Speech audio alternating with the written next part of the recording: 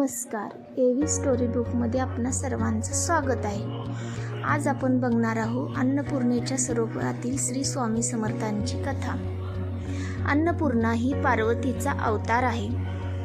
हिंदू परंपरेनुसार घरातील सर्वांना पोटभर खाऊ घालणाऱ्या गृहलक्ष्मीला अन्नपूर्णा मानतात। अक्कलकोट स्वामींनीही अशाच एका प्रसंगी प्रसाद भोजन दिले।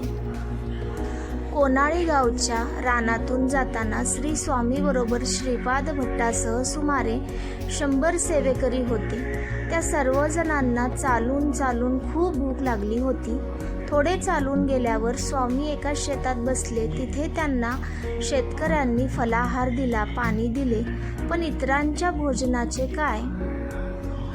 स्वामी सर्वांना म्हणाले, त्या आम्रवृक्षाखाली जा, इतरांना वाटले तेथे कोणीतरी जेवण देईल। श्रीपाद भट्टांना मात्र समर्थावर पूर्ण श्रद्धा होती। काही मंडळींना घेऊन ते तेथे गेले।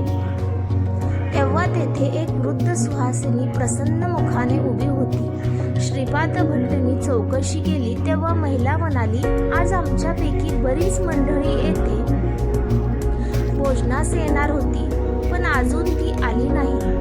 आता सूर्यास्त होत आला, त्यामुळे तुम्ही हे सर्व अन्न घेऊन जा। तिने शिजवलेला सर्व स्वयंपाक श्रीपाद भट्टांना दिला। ते सर्वजण जेवण घेऊन श्रीपाद भट्ट व अन्य भक्त स्वामीकडे जाण्यास निघाले। त्यांनी त्या सुहासिनीस आग्रह केला, पण ती म्हणाली, तुम्ही पुढे चला, मी मागून दर्शनाला येते। श्रीपाद भट्टांनी सर्व सेवेकऱ्यास जेवण वाढून घेण्यास सांगितले। सर्व तृप्त झाले।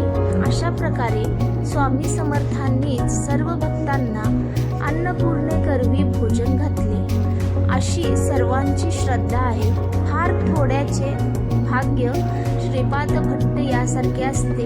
एकनिष्ठ सेवक ज्यांना प्रत्यक्ष अन्नपूर्णेचे प्रत्यक्ष दर्शन घेण्याचे भाग्य लागले। श्री स्वामी समर्थ। जय जय स्वामी समर्थ।